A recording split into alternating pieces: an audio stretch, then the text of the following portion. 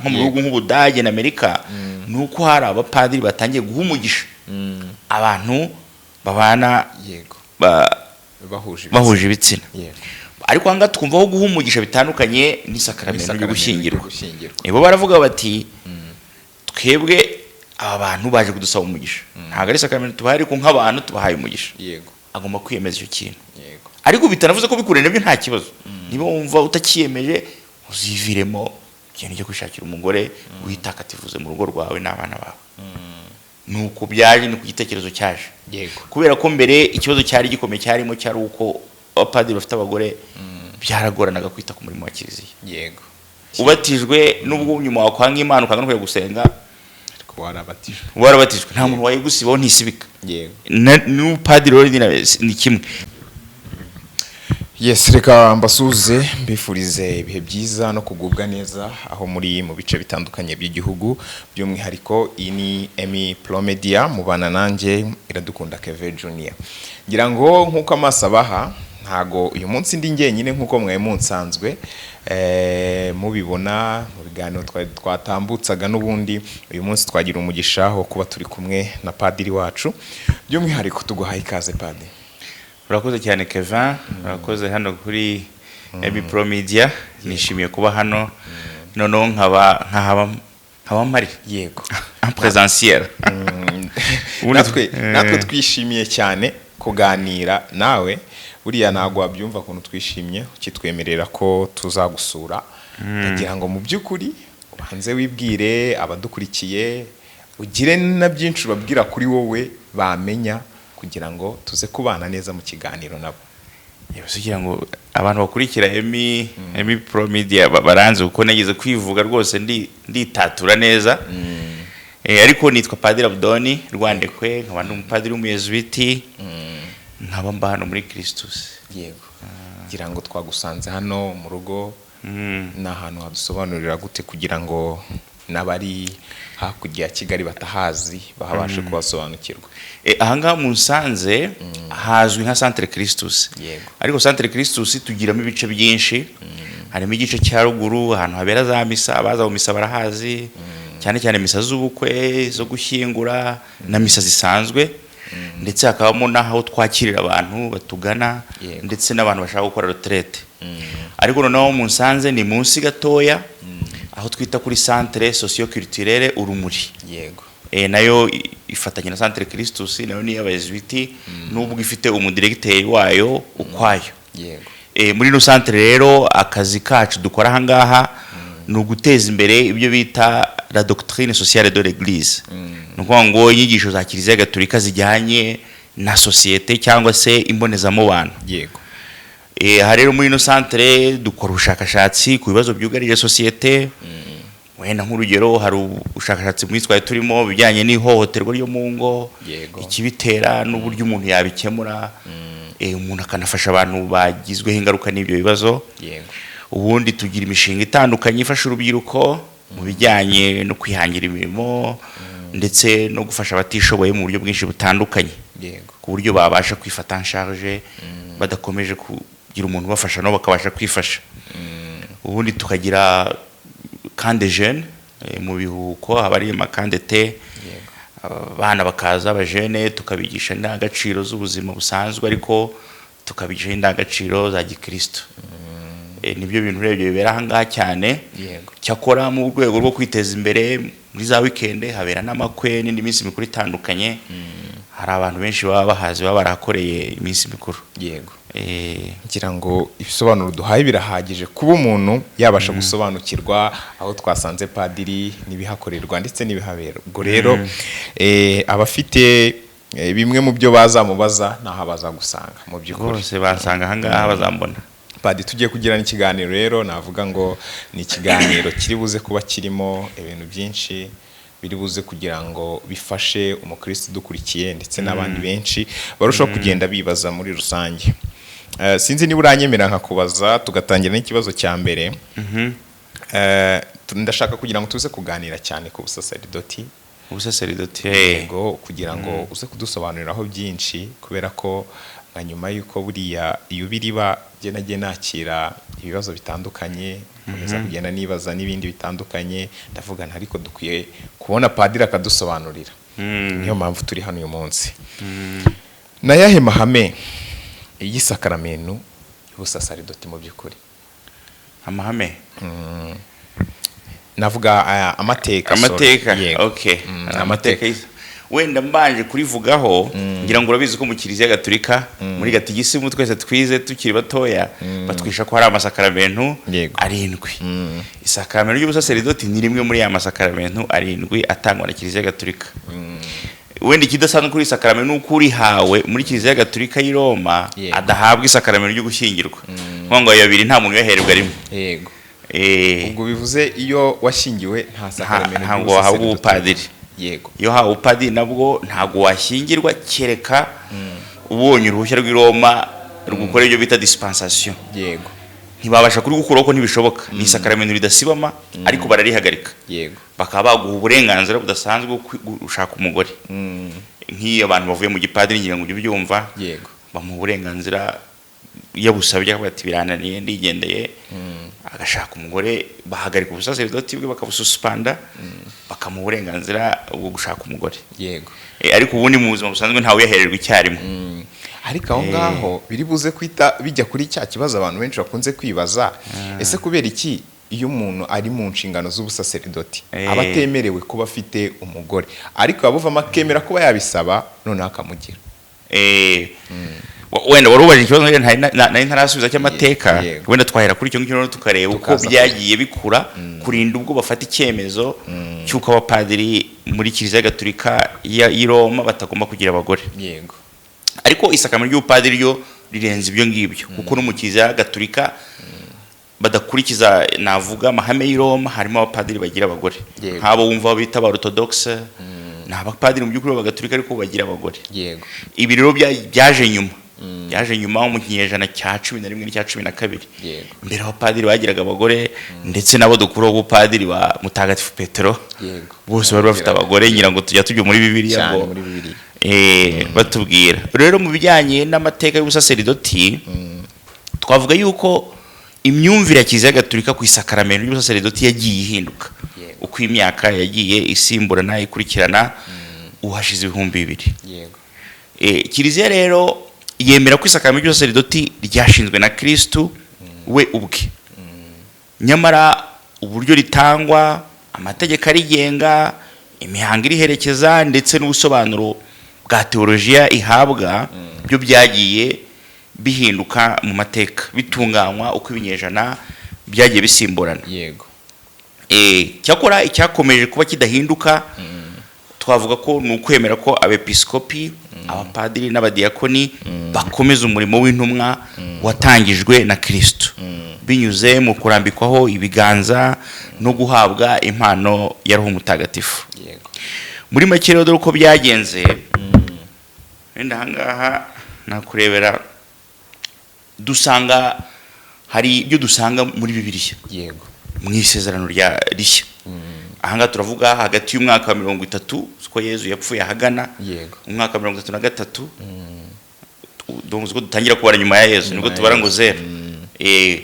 ahangaha kuva mu myaka 30 kugera ku 100 nibwo ibitabo byinshi dufite mu isezerano rishya byanditswe muri iyo myaka ahangaha niho tubona inkomoko y'ubusaseridoti bwa Gikristo yego ahangaha twabona nka muribuka nko mu Ivanjiri ya Mariko umutwe wa 3 umurongo wa 13-19 tubona ahantu Yezu yatoranije intumwa 12 akazishinga kwamamaza inkuru nziza gutura Ukaristiya ati nimujye mugira gutya munyibuka ibyo wabibona mu Ivanjiri ya Luka umutwe wa 22 yego cyangwa se kubabarira ibyaha ndetse no kuyobora abandi muri Kiliziya nkuko yabisigiye Petero yego aha rero mu ntangiriro za Kiliziya mu by'ukuri umuntu yavuga ko ijambo padiri cyangwa se umuhereza bitambo nkuko turize ubu ngubu ntabwo byakoreshwaga gutyo ku bayobozi b'Abakristo kuko abenshi bumvaga umuhereza bitambo bumvaga bari abahereza bitambo b'Abayahudi nibo bari bazwiho iryo jambo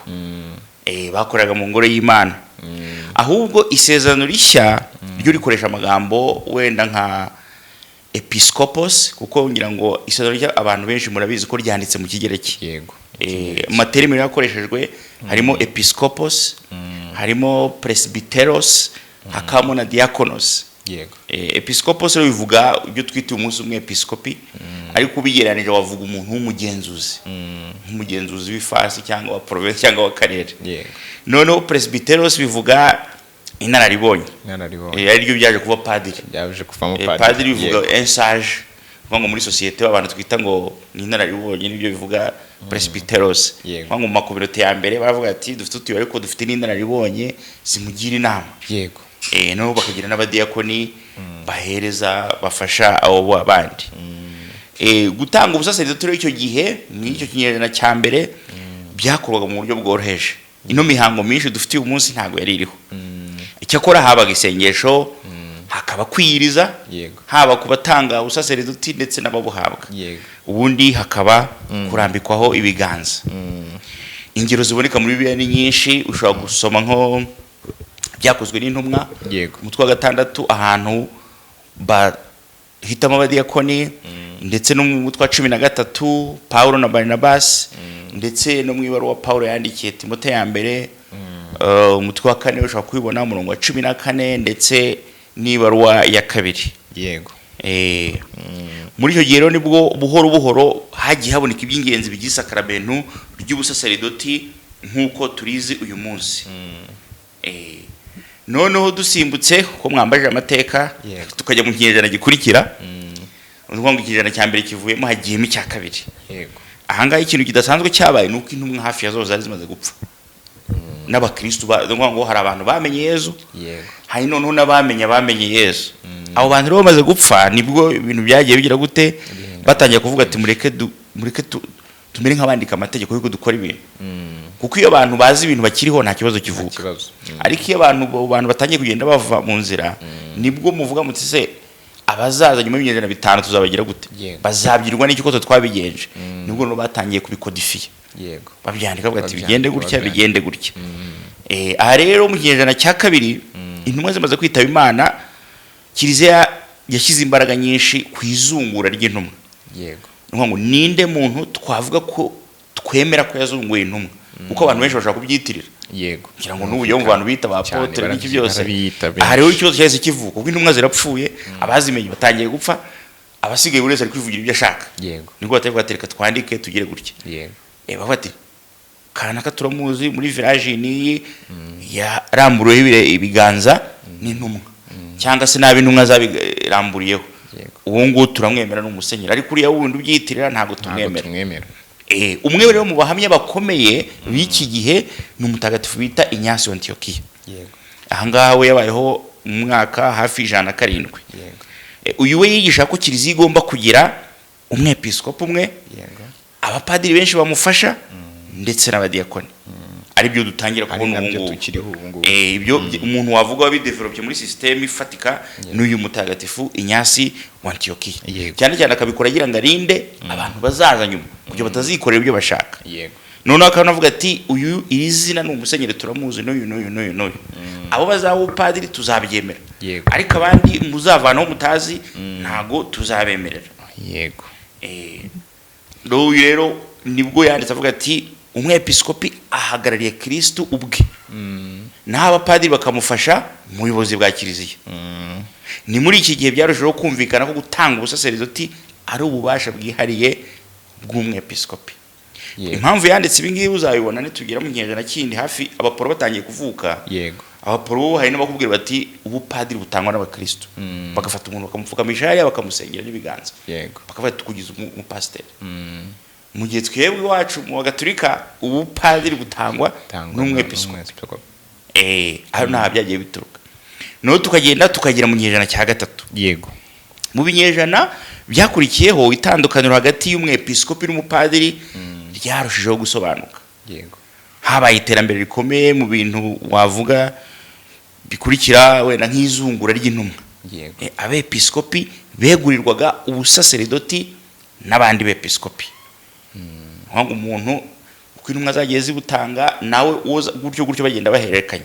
Umwepiskopi rero agomba guhabwa n'abepiskopi bandi, none n'umwepiskopi nawe akagenda abuha abapadiri. Ibi byagaragaza ko umurongo w'izungura wakomeza kugeza ku ntumwa za Yesu. Ikindi kintu tubona mu kinyejana cya gatatu gitangiye kugaragara ni imihango noneho. Mbere babikoraga bimeze nk'ibintu bagahita umuntu, ariko nta mihango iri trésor bagiraga. None mu kinyejana cya gatatu bitangira kugaragara imihango yo gutanga ubusaserdoti, batangira kuyikora. Bati byane twakoraga mu bikano tubikoremo aga systeme n'abandi bazajya bakoresha mu gihe kizaza. Hanga rero muri Kiliziya Gatolika mu mateka igitabo wavuga cy'imihango y'utangwa ry'ubupadiri n'ubusaserdoti nako n'ubusenyeri cyanditswe icyo tuzi muri wagira uwo mukavuga ati nicyo gishaje gihari. Cyanditswe mu kinyejana cya gatatu. Nta muntu uzi neza uwacyanditse, ariko kirahari nyine abakristo bigiye bagiye bandika. Icyo gitabo rero nicyo kizwi dufite, nta kindi kiruta twavuga ngo cyanditswe n'intumwa, ariko icyo cyo kirahari mu kinyejana cya gatatu. Icyo kivugamo rero ko umuhango ugenda, kivugaho kurambikwaho ibiganza, isengesho ry'iyeguriramana, gusaba Roho Mutagatifu, n'umwepiskopi agatanga isakaramento. Ibyo byanditse mu icyo gitabo tubona cyanditswe mu kinyejana cya gatatu. Iyo mihango myinshi yo irasa cyane nikoreshwa muri Kiliziya uyu munsi. None tugira mu kinyejana cya 4 n'icya 5. Ahanga wenda kubaza amateka ya Kiliziya hari ikintu gikomeye cyabaye. Aha nibwo umwami w'abami Constantino yaduha uburenganzira bwo kubaho nka Kiliziya nka religion. Ahanga rero mu kinyejana cya 4 n'icya 5 habaye ikintu kidasanzwe. Nibwo muri kinyejana cya 4 ahagana mu myaka 300 umwami w'abami Constantino yemereye abagatolika noneho ko naryo ribaye idini ryemewe n'amategeko mu bwami bw'abaromani, kuko mbere babagaho bihishe. Ni mpamvu n'ibyo bakoraga bitagiraga mu by'ukuri imihango ifatika igeze gute. Aha nibwo batangiye kubyandika, babonye uburenganzira bwo kubaho nk'abandi bose. Nuko ngo muri 313 uburenganzira bwarabonetse, noneho ahagana 380 gutyo siribuka neza tariki, ubu Kristo guhinduka idini ryonyine ryemewe muri Empire. Kuva icyo gihe numva bata nubo bihinduka systeme yemewe n'amategeko, nubwo batangiye kwandika ibintu no bitangira kujya ku murongo. Naho ubundi imbere bare beherezanyaga mu bwihisho, basenyeri baraha bari hariya bakagenda. Aha rero noneho washaka umupadiri ngo bavuga ati n'umuntu ushaka umupadiri turashyeho critère. Aho ngaho ukaba ugomba gusuzumwa, ugaragaza ubuzima bwiza n'imyitwarire, kugira ubumenyi buhagije mu by'iyobokamana, no kubahiriza amategeko ya Kiliziya. Urumva iyo system yo Kiliziya ihindutse noneho ikemerwa n'amategeko, mutangira kuba benshi, bisaba amategeko kugira ngo abantu babane. Aha ni naho tubona inama nkuru zikomeye zatangiye, arona byumva ngo Vatican ya kabiri. Aha rero siyo ya mbere iri yewe ni ya 21. Habaye n'izindi birumva. Aha rero gutangira kubona inama nkuru za Kiliziya. Kumbe ntibashaka kubikora, babikoraga bihishe, bagakora tunama regional bihishe, ariko ubu noneho bakazikora ku mugaragaro. Icyo gihe ibikorwa byaragutse bijyana bagatereta n'ibibazo, noneho bakasura ibitabo n'amafaranga uwo mwami yabahaye ubushobozi n'iki byose. Aha nibwo tubona inama ya Nicea muri 325 n'inama ya Chalcedon. Aha hose ni imijyi iri aho twakwita uyu munsi muri Turkiya. Niho izo nama zaberaga. Izo nama rero zemeje ko umwepiskopi agomba kwimikwa nibura n'abepiskopi 3 aho bishoboka. Ikindi zemeza ko buri mupadiri cyangwa umudiyakoni agomba kuba abarizwa muri diocese cyangwa Kiliziya runaka, aho kuba umuntu wigenga, kuko birobaho ko ngira ngo ugibona nko mu Apollo hari abapasiteri bigenga cyane batagira aho babarizwa. Ibyo nabyo mu Kiliziya byabagaho kuva kera. Aha rero nibwo batari bati ibintu byo kwigenga bizana kavuyo tubikuyeho, umupadiri wese agomba kugira diocese abarizwamo, akagira umuntu umuzi wamutangira ubuhamya. None ubwo turagiye tugeze mu kinyejana cya 6, kuva mu cya 6 kugera mu cya 10. Ni nabwo dutangiye mu mateka ibyo bita moyen âge. Moyen âge ubwo umuntu yabyita mu mateka ibihe byo hagati cyane cyane by'abanyaburayi kuko ushobora gusanga muri Afurika dufite mu anaje yacu cyangwa se ari nayo turimo ntawamenya ariko ubu turakuvuga amateka y'abantu b'iburengerazuba. Yego.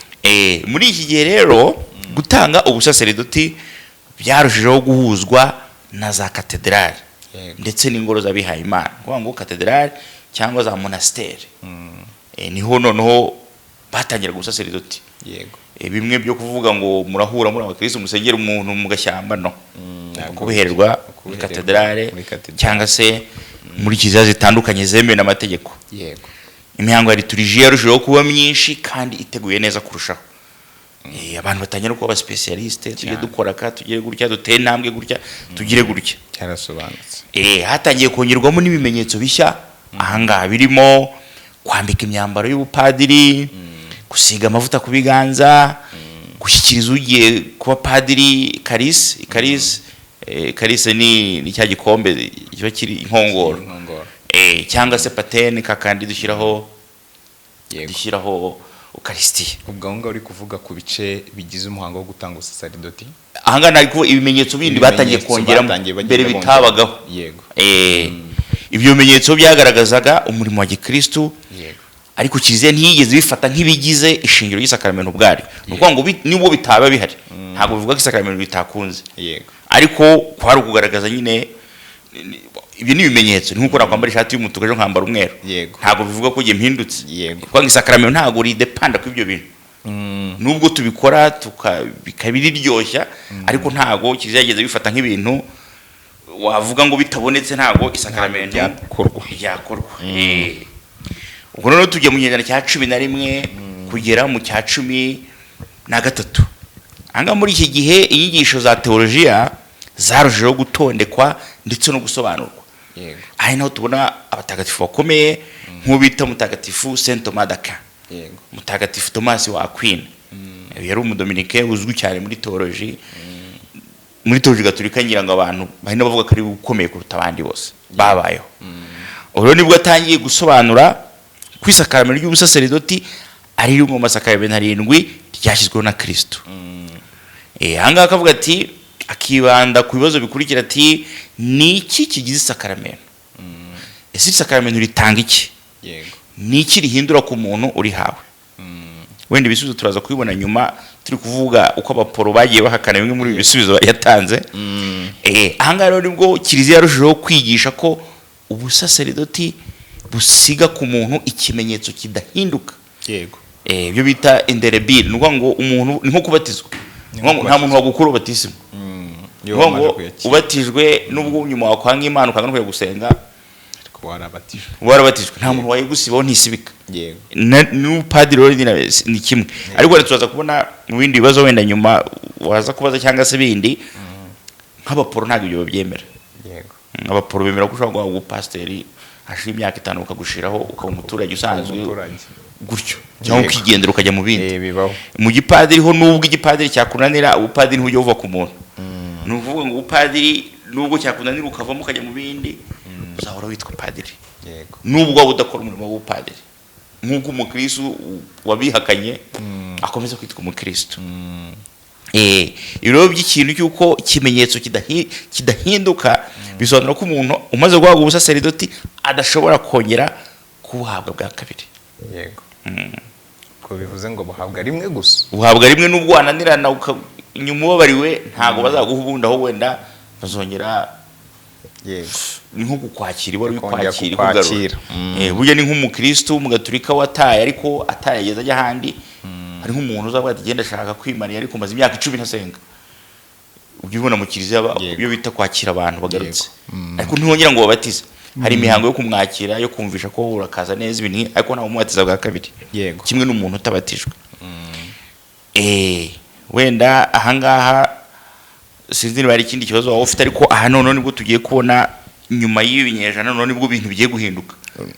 Urumva ikindi kibazo aho ngaho naza kuza kukubaza urumva nko mu binyejana bigiye bitambutse twagiye twumva ko no ubusaseridoti wabisobanuye bihagije ariko ukibaza nyuma yuko Yesu Kristo apfuye muri ibyo binyejana sibyo isakaramento ryagiye rikura mu buhe buryo wenda ubigereranyije n'icyo gihe. urumva wowe urebye uko nagiye mbisobanura yego niko byarushijeho kugenda bikura. Ngira ngo ni ikibazo waje gusubirizamo, nagira ngo tukigarukeho abantu baze kuza kugisobanukirwa. Ese ino mihango tubona mu itango ry'ubusasaridoti mu busanzwe niko yahoze? Urumva navuze ko hagiye haba development yayo. Yego ngo mu gutanga hari bidahinduka. Guhamagara roho mutagatifu, kurambikaho ibiganza, kubuhabwa n'umusenyeri, ibyo ntabwo bihinduka. Yego. Ariko hari byagiye bihinduka, n'urugero kuguhereza imyambaro, kuguhereza karisi, kuguhereza pateni, ibyo ngibyo ntabwo byahozeho. Yego. Ariko ishingiro ry'ubupadiri ubwabyo ntabwo ryize rihinduka. Yego. Ndaza kujya ku ngingo nziza ngira ngo abantu benshi bafite n'amatsiko yo kuza kumva. Ese ishingwa rya Protestant harimo induka ryaba ryaragize cyane ku isakaramento rya Kiliziya Gatolika n'ubusasaridoti? Urabona icyo ari ikibazo cyiza, nk'uko urumva tugenda tujya mu mateka, tugeze mu kinyejana cya 16. Mu by'ukuri ahangaha Abagatolika abaporo ntibabaho, abakristo bose baracyari bamwe. Wenda hari ibyo twasimbutse twazavuga undi munsi, aborthodoxe bo bamaze kugenda.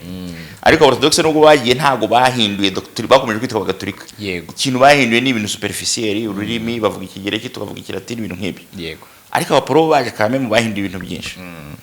Aha rero bataraza mu by'ukuri ibintu byose twavuga byari bimwe ku bantu bose. None abaporo baziye batangira guchallenging bimwe mu bisubizo abateoloji b'Abagatolika babaga batanze ku bibazo byibazwa. Abaporo bavuye kugira ngo umuntu asobanukirwe neza inkomoko yabo. Abaporo n'Abagatolika bavuye mu Bagatolika, bavuye muri ngo ni umupadiri witwa Martin Luther. Yego. Wavuze ati yewe padiri ariko hari ibintu muri Kiliziya Gatolika ntemera. Yego. Nibwo agiye, yari umuteoloji, docteur muri teoloji, azi bya Kiliziya, ntabwo yari umuswa. Yego. Yandika ibyo yita ngo ni amateze ngo yari 95 niyo ntibeshye. Yandika ibintu kuva kuri kujya mu 25 atemera muri Kiliziya Gatolika. Yego. Ariko cyane cyane icyo gihe ikintu cyari gishyushye muri iyo minsi cyari ikintu bita indulgensiya. Yego. Nicyo kintu cyavuze ati ibi bintu c'est trop. Ati mvuye muri Kiliziya Gatolika aragenda ayumanikana kuri katedrale mu Budage. N'abakristo bandi bati ibintu nibyo nyamara. Nibwo rero igice kimwe kijyanye ikindi. Wenda twazabikora ikiganiro kwagenda, ariko nagira ngo tubinyuremo gake mu bijyanye n'ubusaseredoti yaraje kuko yese anavamo ararongora. Yego. Arongora umubikira witwa Gatarina. Urumva donc urumva yacarengiza ibintu byinshi cyane. Nibwo rero Kiliziya Gatolika nayo igize ubwoba ati abantu baragiye barashize habaye akavuyo. Nkuko uwo muri mu nzu isanzwe iri nzima, umuntu agakubita nk'idirishya akereka abantu ko bishoboka. Rero rutera ibyo yazanye. Nibwo tubona noneho inama nkuru ya Kiliziya Gatolika bita 30. Yego. Iyi ikaba yarateranye hagati y'umwaka w'igihumbi 545 n'igihumbi 563. Yego. Ubwo abaporo bari bavuye mu Kiliziya mu buryo bavuga bwe n'amategeko mu 1520. Nibwo bari basohotse mu Kiliziya baragenda. Urumva rero ishingwa ry'abaprotestani byateje impaka nyinshi ku nyigisho za Kiliziya zerekeye ubusaseredoti. Ubwo nanze kuvuga byinshi kugira ngo dukomeze gukonsantra ku busaseredoti tutajya muri byinshi. Kuko ibya Kiliziya bivuze wararahanga. Yego. None mu gusubiza ibyo bibazo abaporo batangiye kubaza abakristo, wenda nabo bibazaga batajyaga bavuga cyane. Yego. Iyi nama nkuru ya 30 yo irasubiza ku mugaragaro iti ubusaseredoti ni isakaramento nyaryo. Yego. Kuko abaporo bavuze ati isakaramento ntabwo ari isakaramento, ni akazi k'umuntu. Twebwe abakristo twitoramo umuntu tubona twizeye, tukamuha ubwo bushobozi tukamusengera akatubera umupasiteri. Kiliziya ati no, isakaramento ubupadiri ni isakaramento, ubusaseredoti ntabwo ari uko gusupfa kubyikorera ngo birangire gutyo, ni isakaramento nk'ayandi masakaramento 7 yose. Yego. Barongera bati umwepiskopi wenyine ni ufite ubusaseredoti bwuzuye muri diocese. Yego. Abasigaye abapadiri, twebwe abapadiri burya ubusaseredoti bwacu buruzuye iyo turi kumwe n'umusenyeri. Umupadiri utari kumwe n'umusenyeri ubusaseredoti bwe buba bucagase. Nta nicyo wabukoresha kuko akazi dukora tugahabwa na musenyeri. Yego. Iyo rero utunze umwe na musenyeri ubwo ibyo ukora biba ari ibyo ku giti cyawe, biba ari ibyawe, ntabwo biba ari ibya Kiliziya. Kuko muri diocese umuntu uhagarariye Kiliziya ni musenyeri. Yego. Twe tukabafasha be. Kugira ngo iryanjye ryuzure nuko ngomba kuba ndi mu bumwe na musenyeri. Ahangaha iyi nama irongera byemeza. Yego. Ikindi vuga ko abapadiri bahabwa ubusaseridoti kugira ngo bature igitambo cy'Ukaristiya. Ntago abantu bose batura igitambo cy'Ukaristiya. Communauté umuntu wese ashaka kuyobora. Tuve nka muri Kristus dufite communauté y'Abongereza y'aba francophone, umuntu w'umurayike ashaka kuyobora communauté, ariko ntago ashobora gusoma misa. Noneho isakaramentu ry'ubusaseridoti risiga ku muntu cya kimenyetso kidashobora gusibwa. Barongera barabyemeza. Kuko abandi baravuga bati bumvise utakibishaka wana bivamo. Sinzi urabona Apollo nta kibazo bagira, ntago ari nkatwe. Mu pasteur rwose mushobora guhura ejo ari umucuruzi bya bintu byose arabivutsotse mu kera. Nta n'umuntu ukibimubaza. Iyo nama kandi niyo yashyizeho amaseminari. Amaseminari byo tubona kera ntiyabagaho kuriye. Amaseminari bayazanye kubera ko bavuga ati ikibazo Apollo bateje ni ukubera ko tudafite ahantu twigishiriza abantu ngo bagire imyumvire imwe ku buryo kiriziya igomba kubaho. Yego. Noneho tugomba gukerea amarerero y'abantu bakiri batoya. Yego. So twigisha ijambo ry'Imana ku buryo niba abapadiri bose tuzaba turi sûr ko ari ibintu bahuriraho. Nibwo bashinze amaseminari. Iyi nama nkuru yatangiye igitekerezo cyo gushinga amaseminari. Hari igitekerezo cyiza. Baravuga bati kandi umuseminari wese agomba kwiga filozofi ya Aquinas, umwe twaje tuvuga. Yego. Thomas no nari mbivanze. Agomba kwiga theology ya Aquinas, akiga filozofi y'umuntu bita Aristote. Yego. Aristote na Platon n'abandi. Ariko theology yo agomba kwiga ya Aquinas. Kugira ngo n'abapadiri bagire niveau ituma babasha kuba muri societe nk'abantu bubashywe. Iyi nama niyo yabizanye. Noneho ibi byabayeho biraza bigera mu kinyejana cya 20. Ibi nta cyahindutse gikomeye. Haje kuza Vatikani ya mbere, ariko nta kintu yaterese ku bijyanye n'ubusaseridoti, yaterese ibindi bibazo bitandukanye. Yego. Noneho tugira ku nama nkuru ya kabiri ya Vatikani ya kabiri mu kino kinyejana gishize. Yabaye mu 1962 kugeza ku 1965. Ngo yabaye imyaka 4 62 3 4 5. Iyi nama nkuru ya Vatikani ya kabiri yazanye ivugurura rikomeye mu buryo kiriziya isobanura ubusaseridoti. Yego. Mbere y'iyo nama inyigisho nyinshi zatsindagiraga cyane ko umurimo w'ubupadiri ari uwo gutamba igitambo cy'Ukaristiya no gutanga amasakaramentu. Ariko iyi nama ya kabiri ya Vatikani ya kabiri yo yongeyeho ko yongeye bisobanura neza, ariko yongeraho ko padiri nanone afite izindi nshingano. Yego. Nuko ngo hari ugutagatifuza abakristo, harimo gutura igitambo no gutanga amasakaramentu, hakabamo kuyobora imbaga y'Imana, hakabamo no kwigisha. Buriya mbere y'amaseminari abapadiri benshi ntabwo bigishaga mu kiriziya kuko ntabwo babaga bazi theology. Akenshi baragendaga bakavuga ati muri societe dufite umusore yitwara neza. Yego. Abakristo bakavuga ati nibyo turamuzi yitwara neza, bakamuha ubupadiri. Akajya baturira igitambo, ariko bitavuze ko yize theology cyangwa ashobora gusobanurira ijambo ry'Imana. Kuntu byagendaga habaga abantu bake bize. Abantu bo muri za monasteri n'abandi bapadiri bakeya. Ubwo ni nabwo uzabona abadominika bagiye bavuka, aba franciscani bagenda bavuga ko habaga ari ikibazo abantu batazi kwigisha. Noneho hakavuka mu congregation yo nk'ubu abadominikani bitwa l'ordre de prêcheurs. Kazi kabo no kwigisha ijambo ry'Imana mu mihanda. Bavuze uko padiri basanzwe ntiwaga bazi kwigisha ijambo ry'Imana, bo gusa baturaga igitambo. Yego. Ni umva n'izo bezaje zituma konation agenda avuka. Noneho abamwane muri za monasteri bo bagabariza bafite na za Bibiliya ari bo bazandika ro bagira bate. None uko babigenzaga buri cyumweru umuntu yandikaga nka homeri akayohereza kwa musenyeri, abamwane bakayandukura bakayohereza mu paruwasi atandukanye no mu communauté aho padiri bari. Padiri agasoma cyangwa se umukristo agasoma ibaruwa ivuye kwa musenyeri ikaba ari yo homeri, kuko abapadiri ntibagabariza. Yego. Aha rero padiri noneho nuko ngo agomba kwigisha. Vatikani ya kabiri umupadiri wese agomba kuba capable yo kujya imbere y'abantu akigisha. Mpamvu agomba kuba yarize. Ibyo rero bavuga ati bigomba kuba clair, padiri agomba kwigisha, gutagatifuza ndetse no kuyobora imbaga y'Imana. Yego. Kwanga uri nka padiri mukuru harimo na leadership ugomba gukora. Uri padiri mukuru donc hari bureaucratie ya kiriziya ugomba kuyobora. Yego. Iyo umaze kuva mu misa uragenda ukajya mu biro ukicara ukakira abakristo, ugategura imisoro, ukagira gute bya bintu byose abantu bakora mu biro. Yego. Ugasinya amafishi, ugasubiza Rwanda Revenue, leta yagusaba ikintu ukagikora, ukandika amaraporo yaje kwa musenyeri n'agiroma n'akarere, bya bintu byose abapadiri bakora. Ibi byose ubikora kubera ko ugomba kuba warize kugira ngo warayize utegure ufite ubumenyi buhagije. iyo nama rero yigishije ko abapadiri basangiye umurimo n'umwepiskopi. Yego. yigisha kandi ko bakorera umuryango w'Imana. yigisha kandi ko bahabwa uruhare mu butumwa bwa Kristo nk'umutambyi, umuhanuzi ndetse n'umwami. Noneho yandika inyandiko ebyiri kuko Vatikani ya kabiri yasize inyandiko 16. Yego. Ariko harimo ebyiri zivuga cyane ku bupadiri. Iyo bita ngo Lumen Gentium. Hari igice kimwe cyayo kivuga ku bupadiri. Yego. None hakaba n'indi ivuga ubupadiri gusa bita ngo Presbyterorum Ordinis. Ivuga ku murimo n'ubuzima bw'abapadiri. Ubuzima bw'abapadiri. Donc iyo niyo tugenderaho ubu ngubu ko nyuma y'inama nkuru ya Vatikani ya kabiri nta yindi nama nkuru ya Kiliziya irabaho.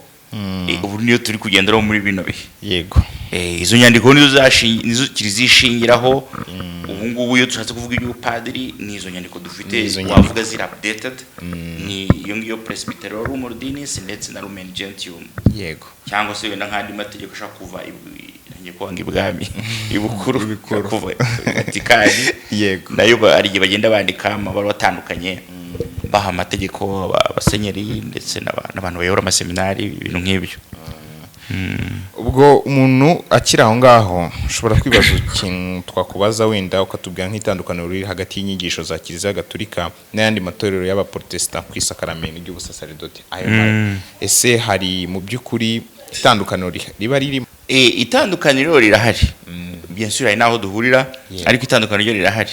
Itandukaniro rikomeye wavuga hagati ya Kiliziya Gatolika n'amatorero menshi y'abaprotestanti ntago rishingiye gusa ku buryo umuhango w'itangwa ry'ubusaseridoti wagiye uhinduka mu mateka, ahubwo rishingiye mbere na mbere ku cyo buri ruhande rwemera ko ubusaseridoti ari cyo. Ngira ngo nagiye ngikomozaho mu byo navuze. Nubwo bose bakomoka kuri Kiliziya ya mbere kandi bagumana ibintu byinshi bahuriyeho, muri kino gihe cy'impinduramatwara yazanye abaprotestanti yo mu gihe cya 16 habayeho gutandukana gukomeye mu nyigisho zerekeye ubusaseridoti. Yego. Wenda nzivuze mu ncamake navuga nk'izi ngizi.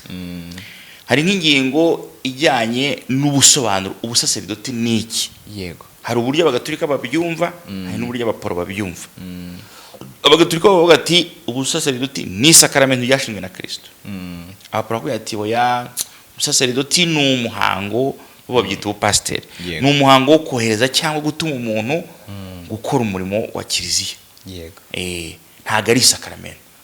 Iyo bita mu Cyongereza to commission somebody. Yego. Community yavuye tuguhaye mission yo gukora iki. Ariko nunayini nakunanira cyangwa uvutakishaka uzayireke tubihundi. Yego. Mu gihe mu Kiliziya ari nuko nyine kugeza upfuye ugombuza kubikora. Byanakunanira. Yego. Ukajya mu bina kuvuga turarigumanye ntacyo riri suspended ariko urarifite nubwo utakirikoresha. Yego. Indi ngingo idutandukanya ni ijyanye n'izungura ry'intumwa. Apostolic tradition or succession. Ahangaha ku bagatolika bati ni ngombwa cyane. Tugomba gutrasa ko umuntu w'umusenyeri uhaye umuntu ubupadiri agenda akagera kuri Yesu. Yego. Cyane ko Kiliziya bo bagerageza no kugira amarchive na record n'iki. Yego. Mu gihe abaporo birimwe na rimwe bibagora kugira aho wamenye ikintu cyabo cyavuye kuko ntago byinshi byanditse. Yego. ahanga bakavuga ati oya ibyo ntibikenewe biterwa n'itorero menshi ntaryemera nk'ikintu cy'ingenzi. Yego. Nuko ngo twe niba duhuye turi abakristo gasoma Bibiliya tukashinga umuryango wacu ibyo dukora biratureba nta kibazo nta kuki bigomba kujya muri succession y'intumwa za Yesu. Yego. None ikindi tutumvikanaho ni utanga ubusaseredoti. Muri Kiliziya bati umwepiskopi washyizweho mu murongo w'izungura ry'intumwa. Yego. Abandi bati bishobora gukorwa n'abepiskopi cyangwa se abapastori cyangwa se inama y'abakuru b'itorero. Hari ahantu mu baporo abapastori ubwabo bahundi mu pasteri ubupasteri. Mu gihe muri Kiliziya abapadiri 1000 ntashobora guha umuntu ubupadiri. Nubwo mwamuri 1000 muzi stade. Muri abapadiri mushobora guha umuntu ubupadiri. Yego. Hagomba umusenyeri. Ariko bo abapasteri bangaye bishyira hamwe n'abakristo bagamunka. Ikindi ni ingaruka z'ubusaseredoti. Cyangwa navuga nti muri cyo tuvuga ati gusiga ikimenyetso ku muntu kidashobora gusibwa. Yego. Mu gihe bavuga bati no ni ukwemerwa gukora umurimo utanabishatse tubigukuraho ukikomereza ubuzima bwawe. yego none ikindi ngira ngo urabizi ko hari ubusaserdoti bw'abantu bose. Yego. iyo ubatijwe mu by'ukuri uba nawe ugiye en communion n'ubusaserdoti bwa Kristo, kuko umusaserdoti mukuru ni Kristo. Yego. At the end of the day ni Kristo. umuntu wese ubatijwe burya nawe abagiye mu murongo. yego hari ubusaserdoti bw'abantu bose bw'abakristo bose babatijwe, hakaba n'ubusaserdoti bwihariye ari bwo bw'abapadiri. yego aha rero muri kizavuga ati ubusaserdoti bw'abantu bose turabwemera nyuma y'abatisi umuntu wese ubatijwe, yego ariko ubw'abapadiri bwo burihariye. burihariye hari abasaserdoti batandukanye n'ubusaserdoti rusange bw'ababatijwe. ubusaserdoti rusange bw'ababatijwe nicyo kintu cy'uko uri uwa Kristo kandi nawe ubwo bashobora gutoraho umusaserdoti, ariko hakaba nabo batorwamo ubundi busaserdoti bwihariye ari bo bapadiri. yego abaporo bati no, bo bagashimangira ko ubusaserdoti rusange bw'abemera bose ari bwo uwo muntu wahaye komisiyo nawe afite. Yego. nta kindi kirenze icyo ngicyo umuntu aba ahawe yahawe isakaramentu Yego. y'ubusaserdoti wabo. yego Eh, tukiri nk'aho ngaho ushobora kwibaza, tubonye ibyo itandukaniro hagati, ariko se hari n'ibyo baba bahuriyeho? nabyo birahari. yego birahari nubwo hari itandukaniro rikomeye twavuze, hari n'ibyo impande zombi zihuriraho. Yeah. zemeranya ko impande zombi umurimo wo kuyobora abakristo ukomoka ku muhamagaro w'Imana. yego bakemeranya ko abashumba bagomba gutegurwa neza, bakemeranya ko bagomba gushyirwaho ku mugaragaro binyuze mu isengesho, yego bakemeranya ko hagomba kubaho kurambikwaho ibiganza, bakemera ko icyo gifite agaciro gakomeye nabo barabikora. yego ubundi bakaba ko umuntu agomba kwamamaza ivanjiri yatorewe umurimo, ubundi agomba gutanga abatisimu no kuyobora isangira nk'uko abaporo baryita, twe tukayita Ukaristiya. ubundi bagomba kuragira no kwita ku muryango w'abemera. ibyo babyemeranywaho.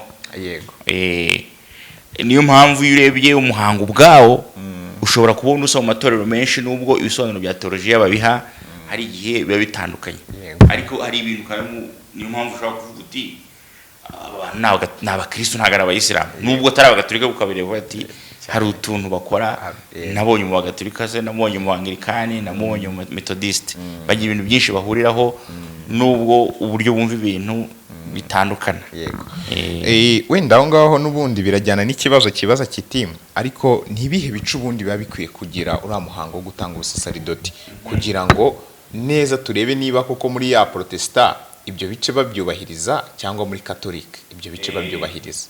ibice navuga bigize umuhango w'ubusaserdoti muri Kiliziya Gatolika, yego niho ngo hari ugutorwa. yego gutora umuntu, kumuhamagara, guhamagara umukandida. sinzi niba waragiye aho batanga ubupadiri, yego narahari. ikintu cya mbere baraguhamagara ukitaba, yego ubundi hakaza, ubwo ni mu misa, ubundi hakaza inyigisho y'umwepiskopi, yego noneho nyuma bakabaza umukandida ibibazo bijyanye n'umuhamagaro ndetse n'umurimo azahabwa. yego yari hamwe arahirira kuzubaha umwepiskopi n'ibindi. indahiro kumvira umwepiskopi n'abazamukurikira, cyangwa se niba nahayira upadiri i Kigali nshobora kujya gukora ubutumwa mu Bufaransa cyangwa se muri Amerika, mu mwepiskopi waho mba ngomba kumwubaha. yego noneho tukaririmba litani z'abatagatifu. impamvu tubikora burya ni ukugira ngo tujye muri ryazungura abatagatifu bose, nibo Kiliziya ishingiyeho. yego noneho ubundi umuntu akarambikaho ibiganza n'umwepiskopi, ubundi hakaba isengesho ryo kwegurirwa Imana y'ubusaserdoti, noneho hakaza kwambikwa imyambaro y'ubusaserdoti, hakaza gusigwa amavuta matagatifu ya Krisma mu biganza, noneho hakaza gushyikirizwa umugati na divayi uzajya ukoresha mu misa. yego ubundi abepiskopi n'abapadiri bakakwakira mu muryango wabo baguhobera. yego ni ngira ngo abantu mwese mwitabiriye icyo gikorwa, ibyo bice byose mwagiye babibona. ejo bundi byarakozwe kuri Yubile, ntekereza ko birasobanutse. noneho ubwo ibindi bibazo abantu bazakomeza kugenda bibaza, tuzarushaho kubikubaza, ariko ngewe nkashaka kugira ngo wenda iki kijyanye n'uburyo uyu muhango ukorwa, amateka byose twabisobanukiwe, waduciriyemo rwose birasobanutse. tujye kubiriho ubu ngubu biba biri kuvugwa bisanzwe, ubwo kandi ngewe ubwanjye ngiye kongeramo gusa kugira ngo abantu basobanukirwe. abantu benshi muri ino minsi ndetse n'ubushakashatsi bwinshi nk'ejo bundi nari ndi gusoma amakuru mbona ko buri kurushaho kwiyongera ikintu kijyanye n'ubutinganyi ubwo ndavuga abaryamana bahuje ibitsina sibyo ariko ugasanga amajwi menshi y'abantu hano bavuga ko Kiliziya Gatolika ijya ibigiramo imbaraga koko wowe ukuri imbaraga guteza zibishyigikira cyangwa zibirwanya zibishyigikira ndavuga zibishyigikira wowe ubwawe ubibona muri ihe shusho ikibazo cy'ubutinganyi gisigaye cyarafashe indi ntera cyane kubera bino bintu tuba mu bya social media ntabwo navuga ko ari ikibazo gishaje nk'uko n'ibindi bibazo byose muri sosiyete bishaje Kiliziya rero ikizi kuva yabaho kuva yabaho ni ikibazo gihari ariko yayigitereta mu buryo ntago cyemewe bivuze ngo ntago ari ubu cyadutse hari abantu benshi ntago ubu nibwo wavuga kigiye yara mode ariko gisanzwe kiriho none ikibazo impamvu gikomeye ubu nuko abantu bakivuga nk'ari ikintu gisanzwe ariko kera bakivuga nk'ikintu kidasanzwe ugifite akaba ari umuntu muri sosiyete bagomba kujyana kwa muganga none ubu abo bantu bishyira imbere y'abandi bati turi bazima ahubwo kurusha namwe mwese nitwe bazima ariko ikibazo ni ikibazo wenda ntabwo navuga ngo nateguye amadokima akigira ariko muri Kiliziya mu mateko bagiye bagitereta no kuvuga ngo ntabwo ubutinganyi muri Kiliziya Gatolika bwemewe n'ubufatanyweho arahanwa noneho wenda hari ibaruwa ngira ngo Papa Francisco yanditse yitwa Fiducia Supplicans aho yavugaga ibintu byinshi bitandukanye ntabwo aricyo cyonyine yavugaga ariko ibinyamakuru na social media byakoze nkaho iyo baruwa mu by'ukuri yari yanditswe ku bijyanye n'ikibazo cy'ubutinganyi yari barongera ngo tabo cy'amapaje nka 80 iby'ubutinganyi byari nka paje nk'eshatu gusa ariko abantu bayiziho nkaho aricyo cyonyine yateretaga ariko sicyo muri baruwa rero niho Papa yavuze ati uko ikibazo cyari cyatangiye kuvuka nko mu bihugu nk'Ubudage na Amerika nuko hari abapadiri batangiye guha umugisha abantu babana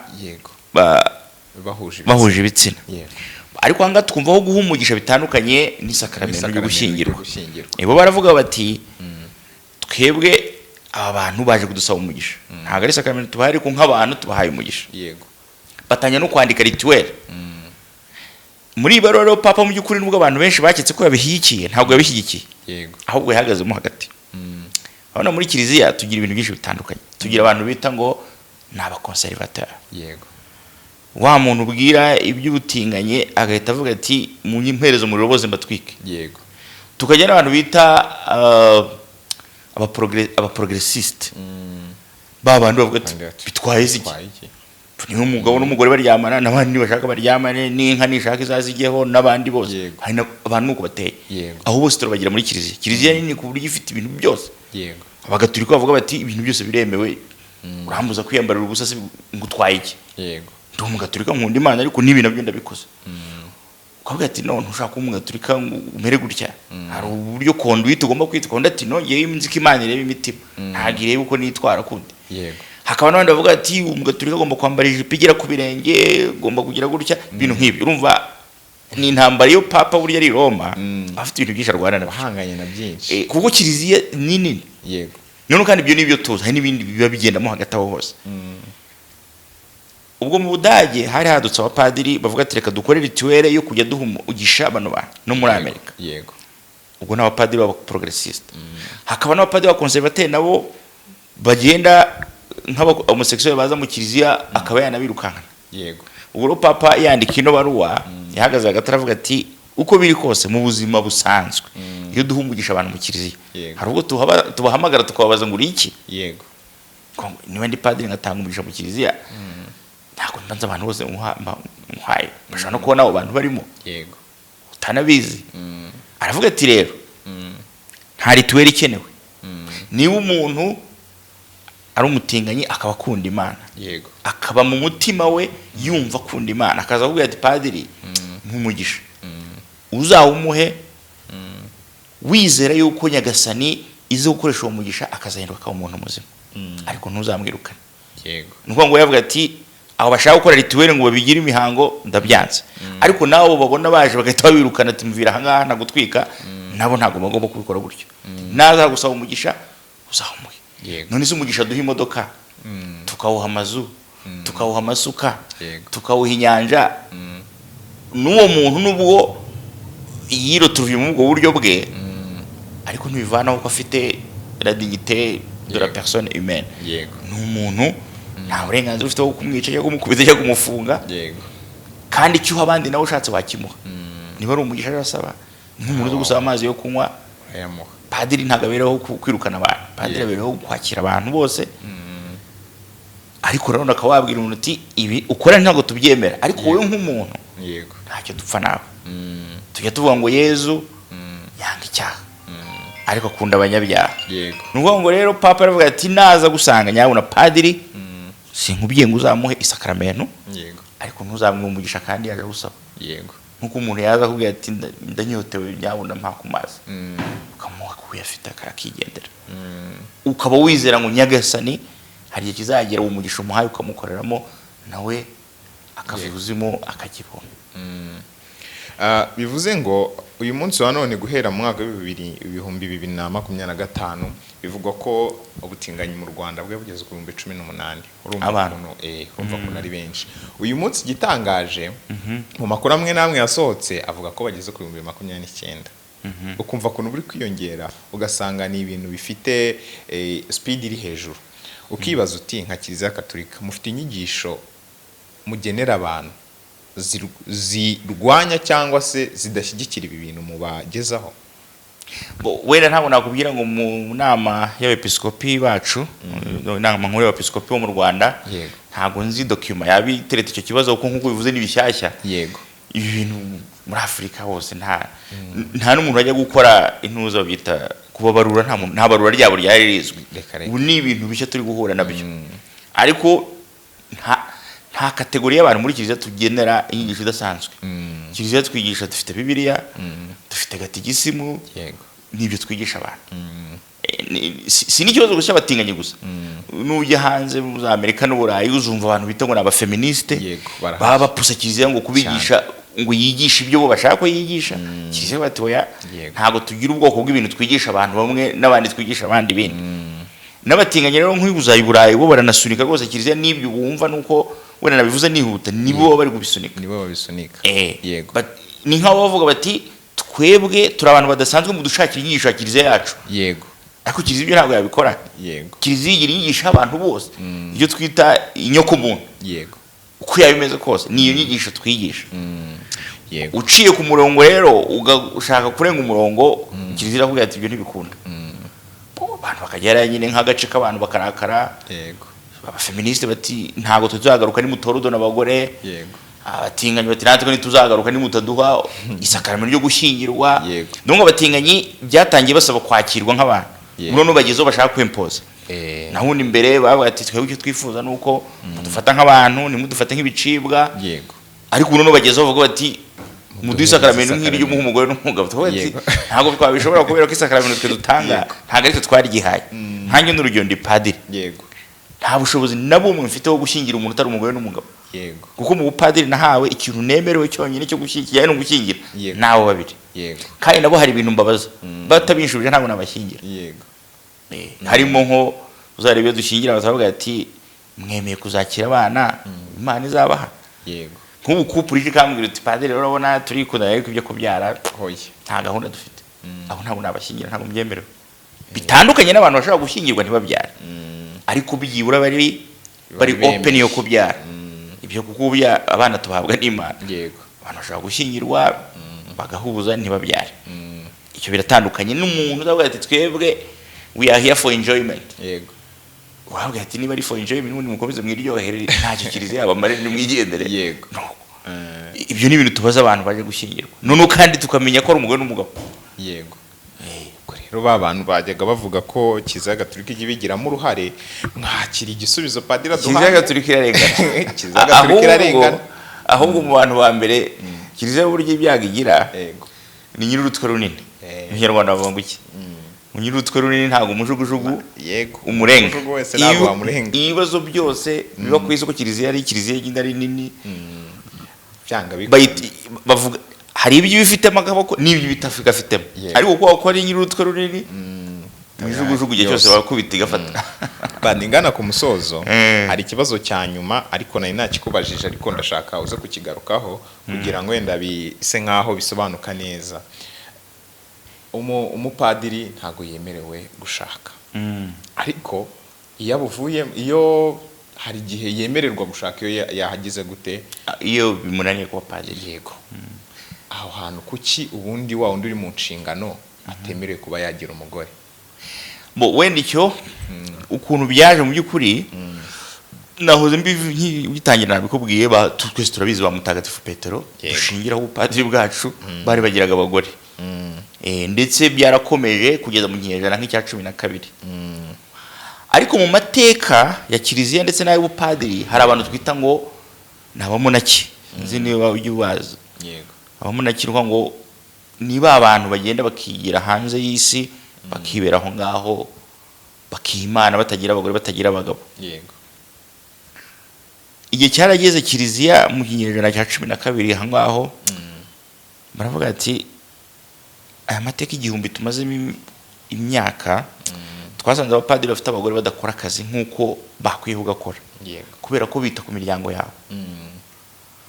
Kandi iyo turebye abihaye Imana, abamuwana, abamonaki, Yego. bamwe baba muri iyi miryango y'abihaye Imana, tubona bo bagira umwanya wo gukora ibintu neza.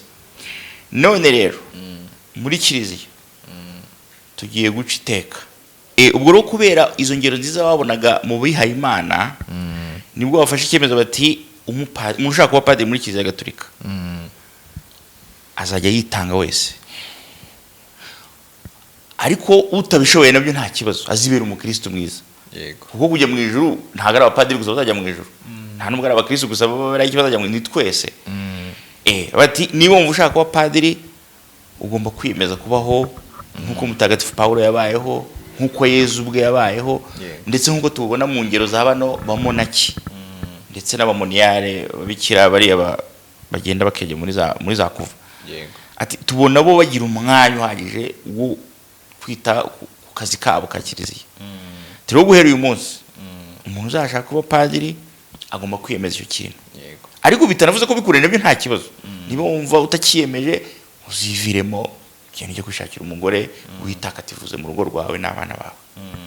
Nuko byaje ni ku gitekerezo cyaje. Yego. Kubera ko mbere ikibazo cyari gikomeye cyarimo cyari uko abapadiri bafite abagore byaragoranaga kwita ku murimo wa kiliziya. Yego. Buriya birasa nk'ibyo tubona kuba bano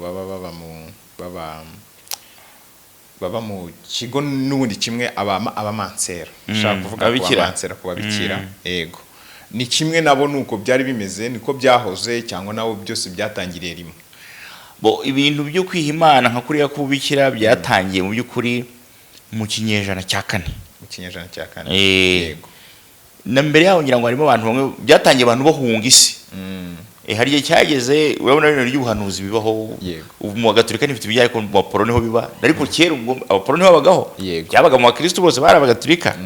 Hari cyajyaga haza ibintu by'ubuhanuzi ndetse no mu waro ya Paulo yabona abantu baranze gukora ngo bazi ko izagiye kugaruka. Yego. Hari igihe hajyaga haza ibintu by'ubuhanuzi abantu bagahita bigendera batereka duhunga isi tujye gukorera Imana ahantu isi itatuderanje. Yego. Ariko aho byabaye muvoma zikomeye abantu bakiyimana cyane ni igihe wa mwami Constantino ahaye abapadiri n'abasenyeri ububasha bwinshi. Yego.